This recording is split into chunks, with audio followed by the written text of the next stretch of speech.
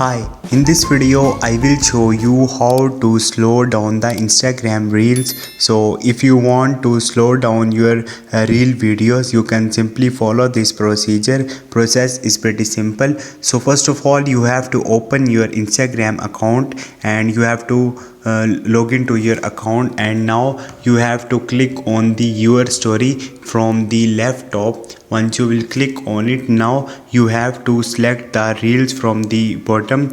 Once you will select it, you will see multiple options on the left side appear. Simply you have to click on the second option just below the music option.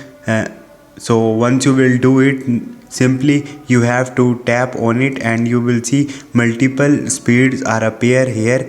If you go to the left side of the speeds, it will slow down to your video.